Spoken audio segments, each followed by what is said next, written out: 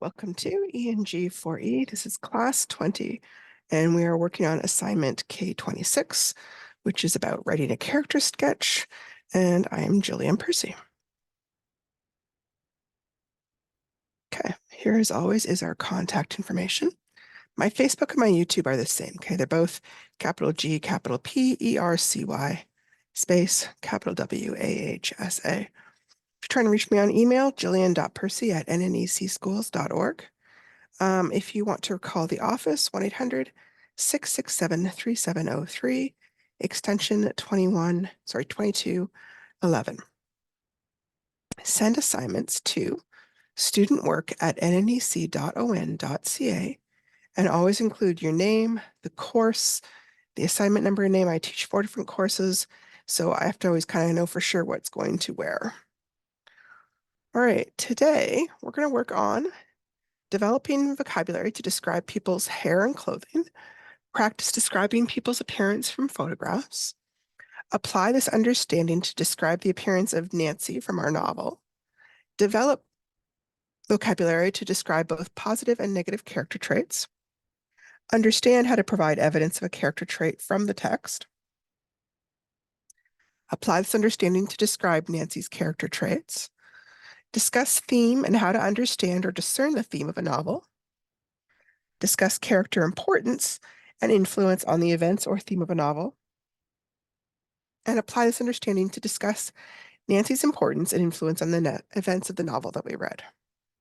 Okay, so here is the official assignment description. Writing a character sketch is overall worth 20 marks. Based on your reading of where the rivers meet, complete a character sketch of Nancy. A character sketch is a description of a character in terms of physical appearance, personality traits, and overall importance in a story. Your sketch must be in paragraph format, approximately 1/2 a page in length. Focus on good subject-verb agreement in the sentences, and try to use some adjectives and adverbs to add variety to your writing. For full marks, you are to submit a draft or rough copy, showing any revisions you've been doing and editing along with a final copy. Please note, your draft copy must be handwritten, but your final copy can be either neatly handwritten or done using a computer. A computer printout is preferred. The rough copy is 10 marks. The final copy is 10 marks as well. Okay, so I wanted to discuss outward appearance first before we kind of go any farther, because we can be very sensitive about our outward appearance, right? Often we can or have been judged by our appearances. People can and often are judged or prejudiced against for things such as skin color, hair color, length, gender, attractiveness, height, body size, weight, and clothes. So because of these very real issues, it can be a somewhat sensitive topic to describe a character in a realistic way. Like, I know it makes people uncomfortable because it just feels like even describing somebody is in a way kind of judging them. So I just wanted to address that issue, which is sometimes I think the problem is that we only focus on a few characteristics to describe people, such as height and weight. So he's tall and thin, she's short and fat.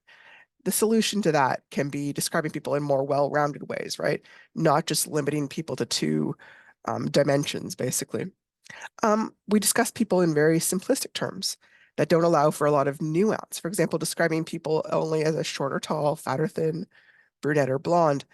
The solution for that can be describing people with a spectrum of adjectives that do convey nuance. Sometimes this can be a vocabulary issue. For example, what are some different words for blonde or brown hair, right? What shade or tint do they suggest? So brown, you could be talking about things like, is it deep, almost a midnight black kind of brown? Is it a chestnut brown? Is it a light, dirty brown? Almost dirty is kind of considered like they don't mean dirty like as in not clean. They mean it's like kind of blonde but streaked with brown, right? Sometimes you've heard ashy brown. Ashy would mean like there's no red in it. So there's all those kind of words for describing people's hair. But a lot of times we just kind of talk about brown hair, and yet I might be thinking really dark brown, and someone else might be thinking just a little bit past blonde, and have a very different picture of the person. Other times, describing people is difficult because it touches on much deeper issues of prejudice and systematic racism, so that describing someone's skin color at all can feel like a form of racism. So all of this is to say that in describing someone's outward appearance, we want to be clear that we're just giving a visual description. We're not passing any kind of value judgments or trying to stereotype people in any way. And this can be difficult when skin color has been used as an insult. So while completing this assignment, engage the material in a way that feels comfortable and appropriate to you, right? I don't want to decide what parts to describe and not describe. That is up to you and what you feel comfortable with. Okay. So we're going to start from the top down. I'm going to be treating this more as a vocabulary exercise, right?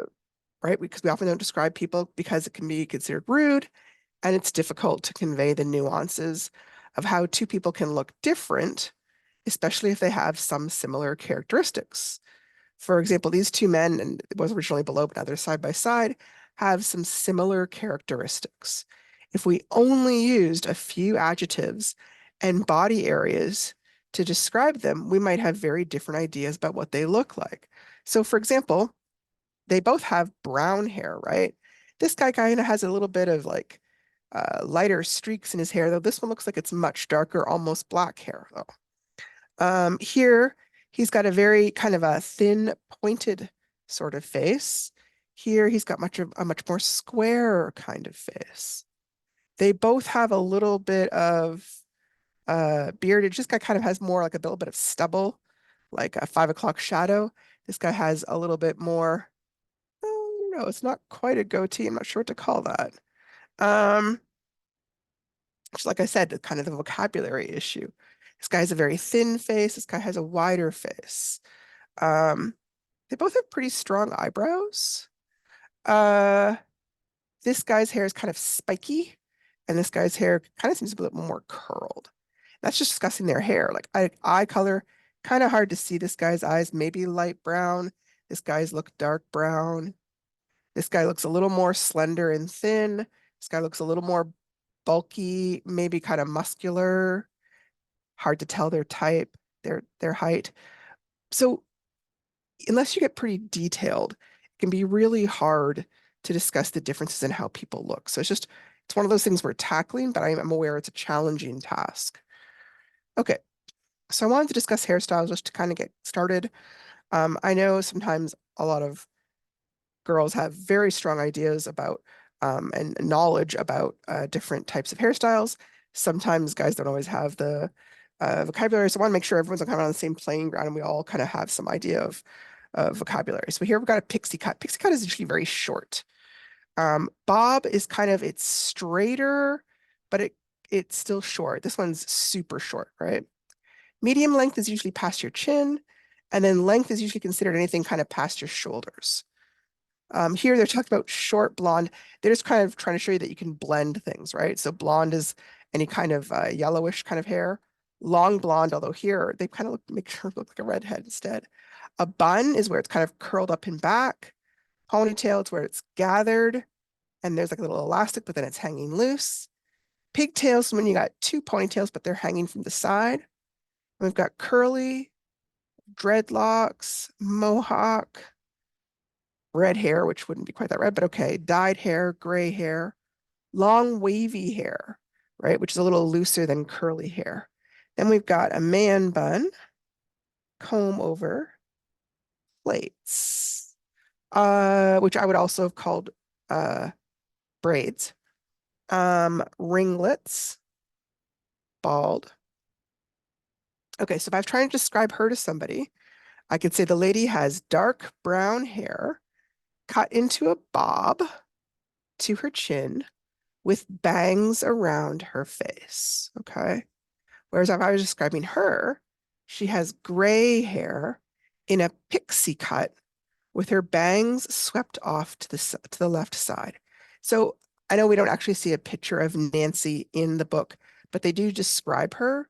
So whatever kind of words they use to describe her are some things that you might want to take a look at. Okay. Here are some other words they talk about for adjectives, descriptors to use about hair. Dry, dirty, bushy, clean, clipped, fine. Fine is like thin. Frizzy, fried. Fried would be like if you did a bunch of curling iron stuff and then it gets kind of almost burnt in a sense. Red, blonde, dark, beautiful, curly, fragrant, like if you've been using a wonderful smelling shampoo. Gray, hairy, I'm going to skip over that one. Brittle, brassy, bouncy. Buzzed would be like cut really short. Choppy would mean kind of chunky, I would think. Flat, flaxen. I think they mean like blonde there. Bald, becoming, I don't know. Black, attractive. Auburn, auburn is a shade of brown. Coarse would be thicker. Coiled would be um like uh into little tiny curls. Crimped is more when you're doing this kind of wavy thing. That was very popular for a while. I don't know if anyone actually does crimping anymore. Greasy, hairless, mousy. Mousy is a color of brown that has a lot of gray in it. Not the kind of gray you get when you're older, but like what they now call kind of grayish. Lanky, fresh smelling, damp, dramatic, draping, brushed, drooping, dreaded, fashionable, flowing. They've got flaxen again for some reason and braided. Those are just some adjectives that you can use. Okay, so then moving on to discuss body and build. Again, this is another really controversial issue because people have very strong feelings about their body, but it is something that is a descriptor and helps people picture what we're talking about. So gaunt would be a word you can use to describe someone who's starving, like their bones are showing through their skin. This is somebody who maybe has like been in a war, or been in jail, or been in some place where they don't have enough food, basically. Skinny or thin, not starving, but they're not particularly muscular. Fit, somebody with some visible muscle, but not overly muscular. Pumped, jacked, shredded, those are all kind of different terms that would just imply somebody's very muscular and has a very low body weight, body fat is what I mean there. Chubby, some extra layers, not super heavy. If I say somebody's chubby, I don't mean very much. Overweight. Overweight's kind of a medical term, right? It just means anything that's over a certain weight. So it's a little bit unclear. Sometimes it's kind of used as a synonym with chubby. Heavy, obviously overweight, obese, extremely heavy. You can also describe height, short, average, tall, very tall. Sometimes in descriptions, people will give an actual height. I don't think that's going to really work for a novel, but it's a possibility. Okay, so that gives you some words to start just to describe people's kind of overall build. And then you're looking at clothes a little bit. Here was kind of men's clothing, and I just kind of grabbed some different charts about like how their jeans fit. Like so boot cut fit, a regular fit, a baggy fit, relaxed fit. I'm not sure how relaxed is different. Oh, boot cut has a little bit of a wider bottom, so there's room for the boots. Drop crotched, okay. Slim fit, skinny fit, loose fit. And then different types of men's shirts, sleeveless shirt, tank top, t-shirt, V-neck shirt for up there for the V. Polo shirt is like, it's made of t-shirt material, but it's got a little collar. Sometimes I've heard them called golf shirts too. Jersey, a jersey is usually like a sports kind of shirt, right? Long sleeve jersey, sweatshirt, turtleneck. Turtleneck has that kind of extra collar there to keep your neck warm. Hoodie, Hawaiian shirt. A Hawaiian shirt is not just like any shirt that has buttons. It's kind of unclear. A Hawaiian shirt would deliberately be really vivid colors like they use in Hawaii. Hawaii, um, like the men's shirts will be like brightly flowered, bright reds, bright yellows. Uh, if it didn't have that, it could just be a short sleeve dress shirt, right? Here's a long sleeve dress shirt, tuxedo shirt. That'd be like if you're getting married or performing in an opera or something. There's all these kind of pleats up top. Flannel shirt or plaid shirt, which again, because it's all black, you can't really tell the difference. Flannel, that kind of soft stuff that you use almost for baby blankets. And plaid is kind of like a mix of boxes and stripes, sort of. And then a jacket. Okay. I also just kind of looked at like different jackets because there's so many different interesting words for jackets. We've got blousing, which I've never heard before. Quilted jacket, yep. Waxed cotton jacket, that'd be like something you wore like on a rainy day. A pea coat, you'll see a lot of those in the wintertime. Parka, those are probably the most common around here. trench coat. You always see like businessmen, especially in movies, wearing trench coats, right? They're kind of longer and thinner. They're sort of more suitable for spring and fall. A wool car jacket. This is like looks like a sweater coat to me. Top coat, very similar to a pea coat, maybe made of different material. Overcoat, again, same kind of thing. And then a duffel, a little bit loose, and it's got those kind of toggle fasteners there. And then you've got denim jacket, insulated vests, varsity. Varsity jacket, I don't know if they're even that popular these days, but it used to be the kind of thing that teenagers would wear in high school if they were like on certain sports teams. I don't know if people still wear them or not. Fleece jacket, like a sweatshirt jacket. Ski jackets, that'd be very fitted and made of kind of same parka material, but very slim.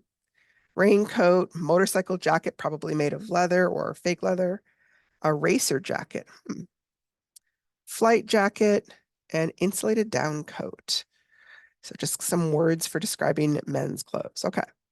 So if we put that to the test, I'm just going to kind of want to demo how to do this in front of you guys so you kind of see what I'm talking about here.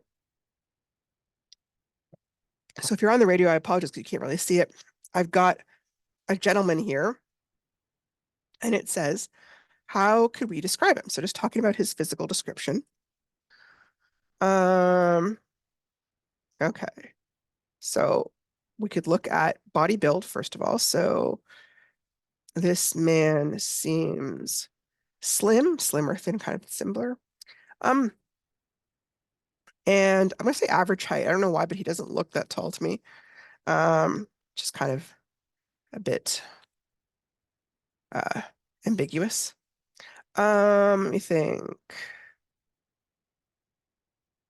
Uh, he his hair is hidden by his hat, but looks short or possibly even buzzed close to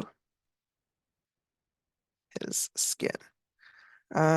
He has a small, thin mustache. Yeah, if men have facial hair, I always describe the facial hair.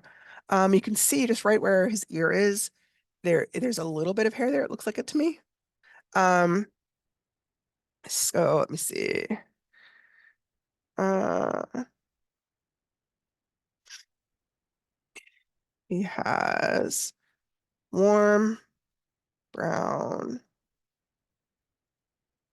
skin color.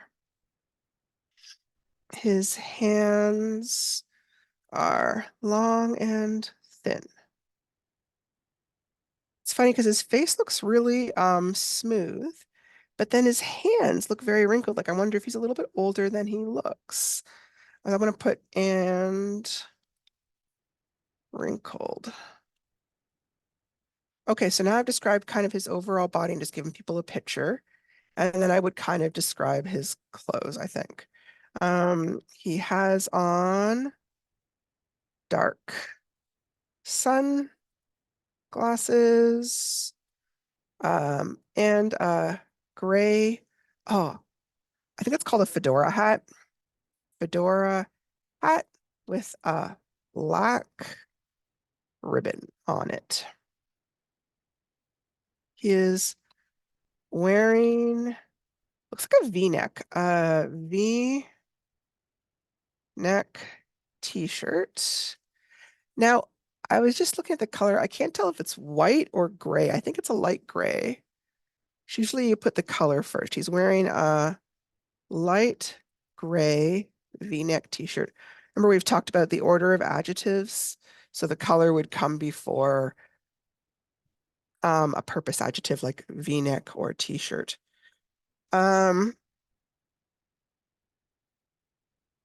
With faded blue jeans in I would say a loose fit. I don't think it's a baggy fit necessarily.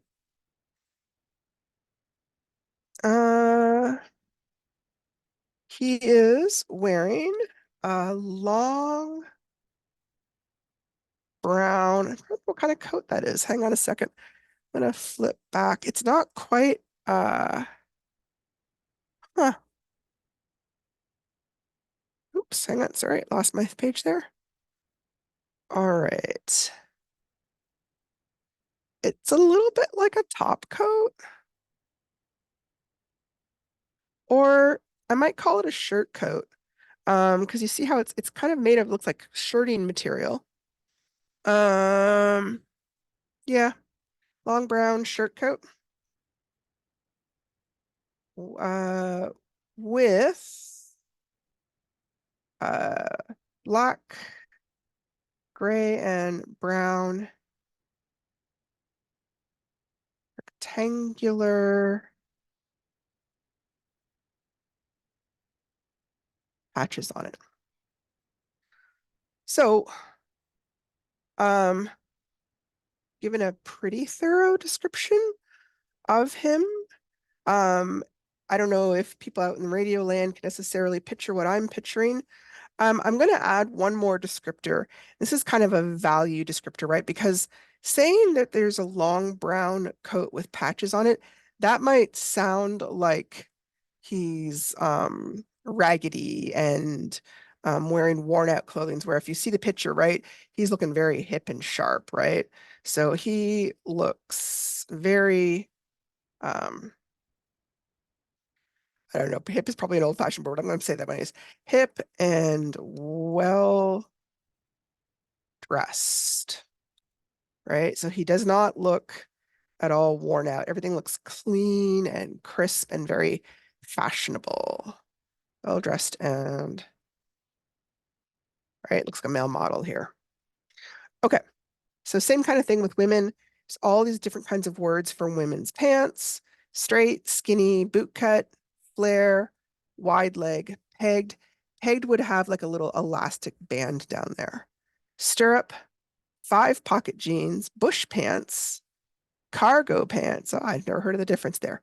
Sailor pants, those would be very loose. Jodhpurs, that'd be like what you wore if you were riding a horse. Hot pants.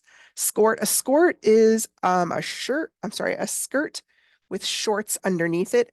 Sometimes what you'll see is a skirt front and then shorts on the back. They're really helpful if people are doing athletics like women's tennis. You'll often see the girls in skirts. Sweatpants. Harem pants look a lot like sweatpants, but they're made of different material, right? Harem pants would be very see-through, very light kind of material. Palazzo pants. Those are so loose that it looks like a skirt. Carpenter pants or overall pants, and then a jumpsuit. And then we've got different types of skirts: straight, pencil, A-line, pegged, slit, cowl. I haven't seen anything like that. 8-panel gore, gaudette. Gaudette is these little tiny flare outs. Flounce, trumpet, pleat, prairie, layered, tulle. Tulle is that stiff stuff you'll see ballerinas wear, that where the skirt kind of sticks out. Round, handkerchief. Handkerchief is this kind of square up and down cut. A wrap. Can't quite read that. Party. I'd still call that a wrap. Sarong, which is kind of a fancy type of a wrap, but it's still, these are all kind of wrap skirts basically. Hang on a sec. What have we got next? I feel like I'm moving slow today. I'm sorry. And then women's dresses: a shift, A-line, a sheath. Bodycon. Bodycon is very tight. Tent, which is very loose. Empire is cut high, not on the waist, but really high above the waist. Strapless. Halter dress goes around the back. One shoulder. Apron dress. Jumper dress. Apron would cover all the area of a t-shirt. A jumper dress might come up and cover your waist, but it wouldn't cover the top half of your body. Sundress, wrap dress, oof, like the word. Slip dress would be made very slinky. It'd be like that kind of silky material you see slips made out of. K-pow, I think this is kind of uh, an Asian style dress. Um, would be very fitted and usually made of like some sort of silk. A shirt dress. A shirt dress has buttons down the front, like it's a shirt that's just turned into a dress. Maxi means it goes all the way down to the floor, and a ball gown would be very fitted up top and then what they call flared right out, and again, would usually go right down to the floor again. Okay. And then types of women's shirts, which there's a few more choices for women than there is for men generally. A tube top, sports bra, tank top, sleeveless shirt, V-neck shirt, t-shirt, princess vest. Those kind of seams that kind of curve up, those are called princess seams. Blouse, shirt, Western shirt, which would probably be made of either checks or some type of denim. Military. So this would be very fitted, like what you'd see a woman in the army wear. Pin tuck, tuxedo, ruffle front, Cossack. That's a Russian style shirt. I can't quite picture what that would look like. Smock, peplum. Peplum is this kind of loose, almost skirty thing coming off of the shirt. Gypsy would be loose, gathered up top and then gathered at the wrists. Sailor, tunic. A tunic is like a longer shirt. It wouldn't end at your hips. It would go down past your hips, be like part way down your legs kind of thing. Polo shirt, Henley shirt, turtleneck, sweatshirt, sweater, which is called a jumper in some places. So I was going to have a little thing to describe her there, but I think we're going to have to move on. So I might describe her dress shape, her hat, her hair, uh, skin color, eye color, jewelry, all those kind of things, just helping the person get a picture of her. But I'm going to kind of move on because we want to go to the next stage. So I talked about their physical appearance and then talked about their character traits, which we haven't really talked about much. Um, Character traits are kind of like what a person is like, and they can be positive or they can be negative, right? So here we're talking about some of the positive character traits people can display. Things like generosity, integrity, loyalty, devoted, loving, kindness, sincerity, self-control, peaceful, faithful, patience, determination, persistence, open-minded, fair, cooperative, tolerant, optimistic, and spiritual. So what are some examples of actions that would demonstrate these qualities? Like I can't just say, well, Nancy is spiritual without saying Nancy is spiritual because she did this, this, and this, right? So we have to be able to back up a character trait or what they call supporting it with actions or words from the novel that demonstrate that she's has that characteristic. So for example, someone might show that they're loyal by sticking with their friends even when they had a fight. Or someone might show that they're persistent by trying to do something over and over, even when they fail. Or someone might show that they're generous by giving an acquaintance money or helping somebody move. So there are way more character traits in here. Like I was looking up lists, and honestly, there were like lists that had like 700 and 800 traits, which were just as way too many. So if there's a trait that you saw that you're like, oh, I would really describe Nancy as this, and it's not on this list, that's fine. It's not like you are limited to this list. It's just to give you some ideas because sometimes people get kind of stuck for ideas. There's also negative traits, right?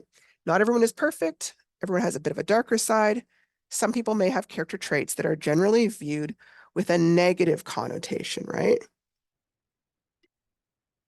Things like being dishonest, disloyal, unkind, mean, rude, disrespectful, impatient, greedy, abrasive, pessimistic, cruel, unmerciful, narcissistic, obnoxious, malicious, pettiness, quarrelsome, caustic, selfish, and unforgiving.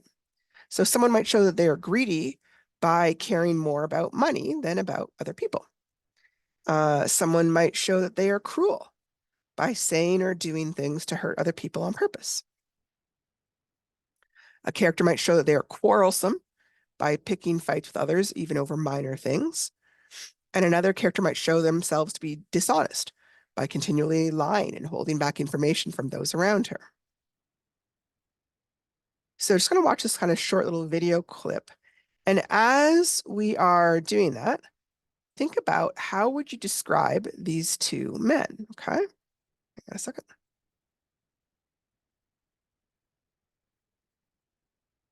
Sorry.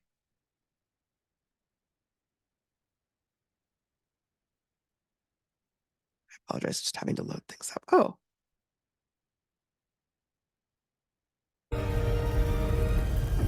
speed. Sir, the Mark 7 is not ready for deployment. Then skip the spinning rims. We're on the clock.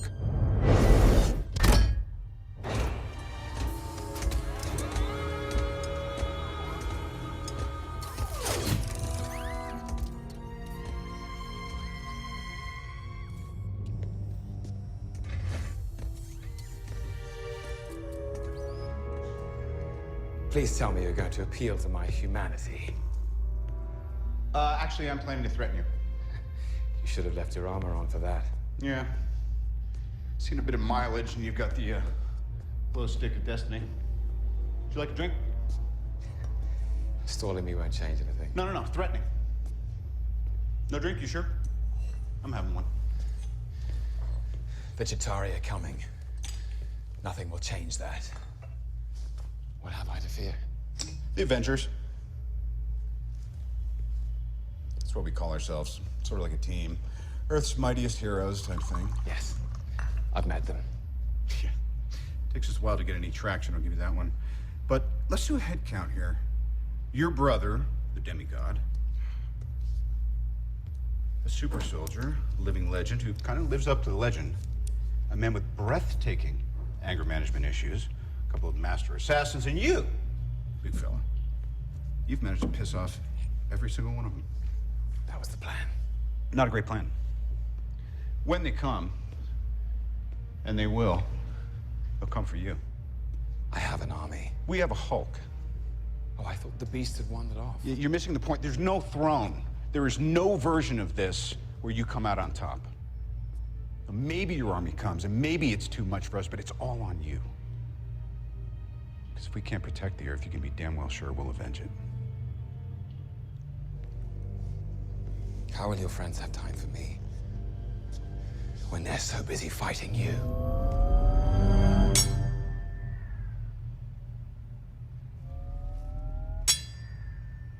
This usually works. All performance issues, it's not uncommon. 1 out of 5. Jarvis, any turn now. You will all fall before me. Deploy! Deploy!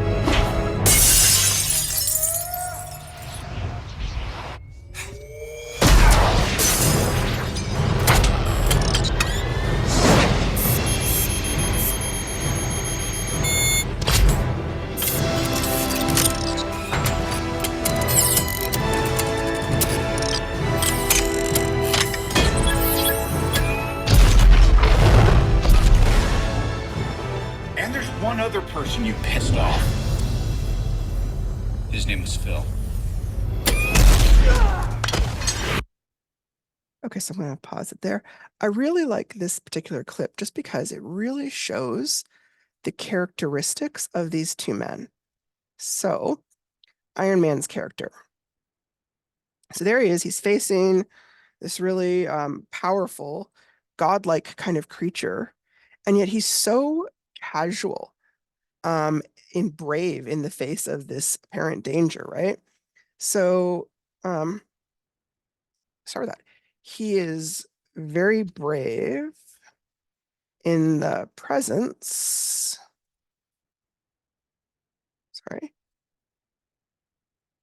of an enemy, I guess.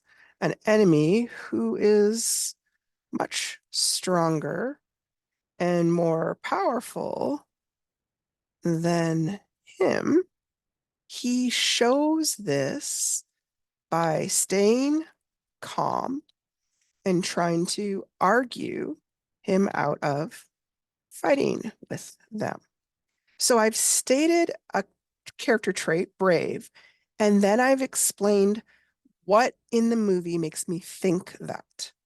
Okay, I could also go on and say, he also stays calm when being flung out a window, which could cause his death. So that's 2 examples of how he's brave. I could then go on and list a different character trait, like he is also sneaky and intelligent. He pretends to be preparing drinks in order to put on the bracelets that will call his iron suit to himself. Right? He does that kind of under the counter, really sneakily. And that's part of his whole plan. So even when he's like taunting him and whatever, and letting the guy kind of think he's going to win, it's because he has this whole plan, right? He is egging on the Loki. Loki's the guy, Loki. But, sorry, by appearing helpless when actually he has a plan to escape. Okay. And I could also describe Loki's character here, which I had planned, but I'm going over time. But again, I'm trying to demonstrate the idea that you talk about a character trait, but you have to always provide evidence. What are their actions or what are their words that show you that that person has that character trait? Okay, moving on to the third thing, because they talked about physical appearance, character traits. I would try to mention at least like 3 or 4 character traits if you can, right? And then the last part I thought was a bit tricky, where it's discussing a character's importance in the story. So first of all, to do that, you kind of need to look at, are they a main character or one of the main characters, or are they a secondary or minor character? So a main character will show up in almost every chapter or scene. The narrative may have been told from their viewpoint. They may have a high or the highest amount of dialogue and action in each chapter. They may be the main person making choices or actions or influencing events. They may also be changing the most internally by going from cowardly to brave, or weak to strong, or confused to sure. Secondary characters are not mentioned in every chapter or scene, but there's a person like who may show up repeatedly throughout the story. We may see them mostly through the main character's eyes, and we may know like very little of their back history, family, or friends. It kind of depends. They may have some influence on the plot through words or actions, but they're not a main or a pivotal character. Minor characters. These are people who are mentioned only briefly, possibly not even by name. They have very little importance in the story. They may not interact with the character. They may have few, if any, lines of dialogues. It may just be kind of part of the setting almost, right? So people in a crowded street, a bus driver on a bus and the person's not stopping to talk to them, a storekeeper or store clerk where you go in to buy a coffee. They're not really going to show up again. We don't even really know who they are, and they're not really going to influence the events of the story in any way. So think about, how does this character influence events? A character can influence events directly in a variety of ways. They can have words that encourage others to take a certain action or choice, right? Think of like Abraham's speech about war, or Martin Luther King's speech about civil rights, right? Those words directly influence other people and the actions they chose. Characters can also take actions themselves that will cause things to happen in the story. They can also refuse to take action, which may cause things to happen as well. Like sometimes somebody may say, like, why don't you come along with us and, perform this robbery, for example? And the guy refuses.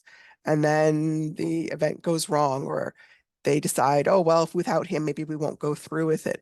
So even though they didn't act, they refused to act in a sense, it still influenced events.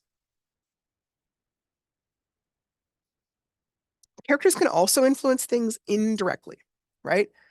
Characters have relationships with other people, and their words, choices, and action may influence the effects in the book.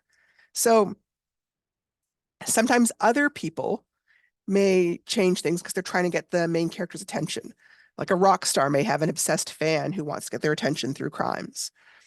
Or by making a mistake. A policeman might have questioned a suspect and let them go, and then later that person goes on to commit a murder.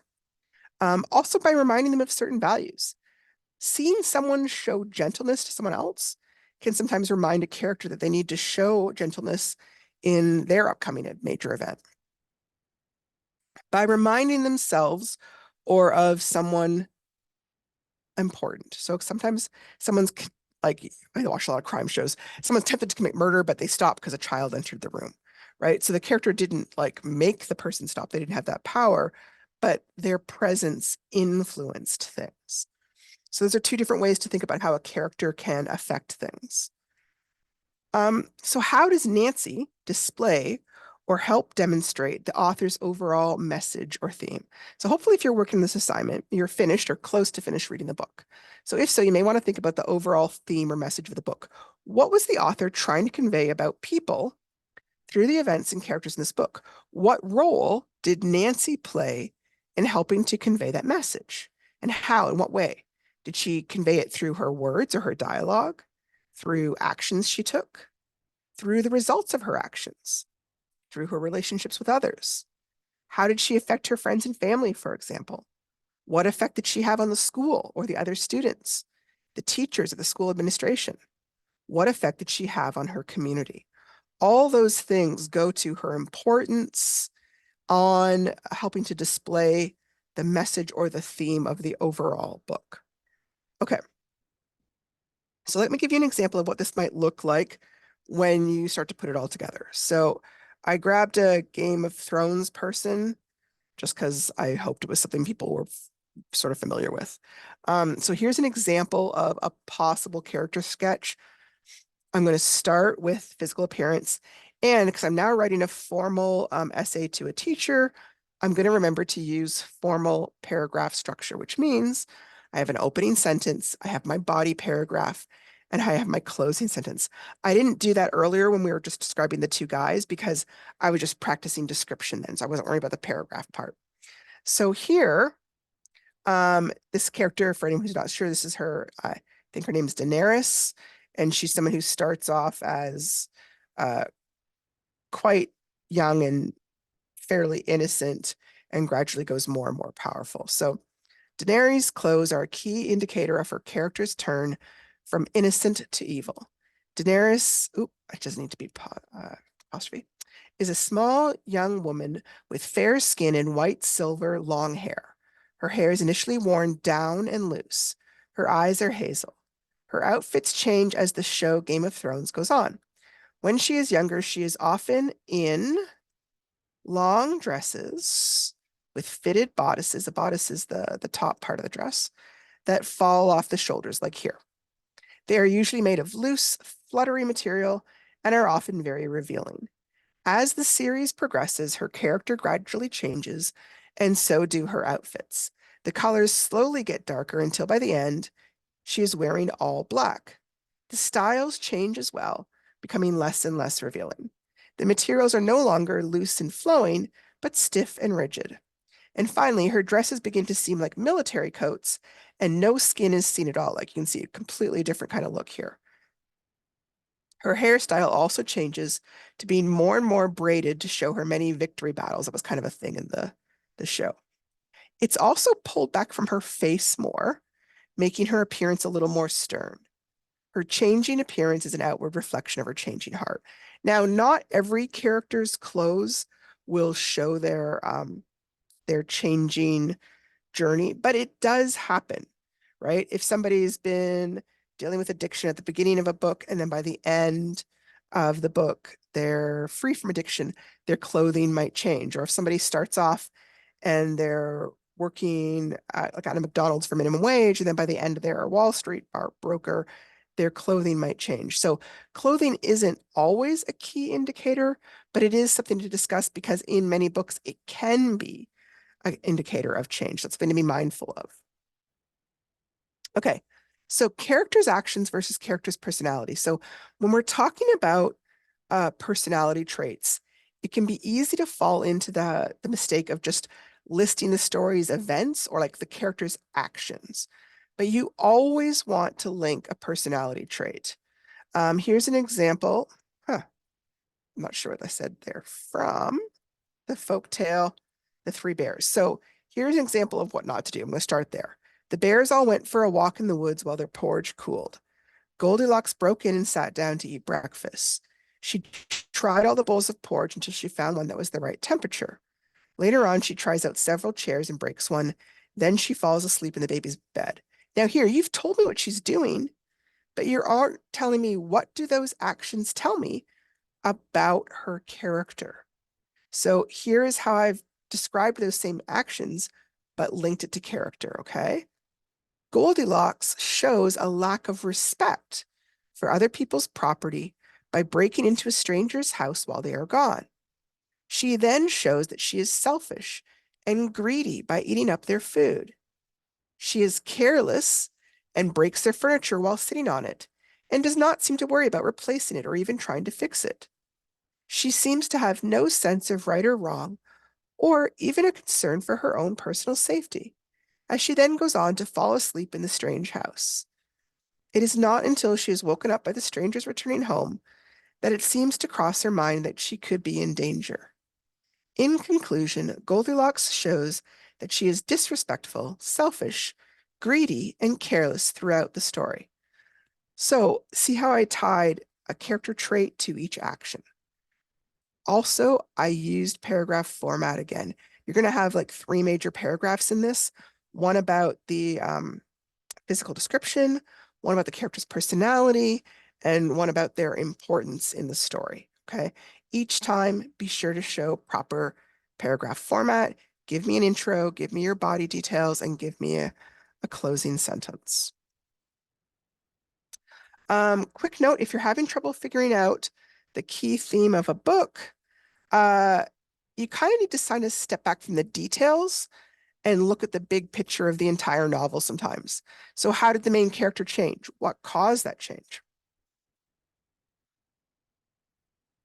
How did the other characters change? What events or choices caused those changes? Has the problem that existed in the beginning got better or worse?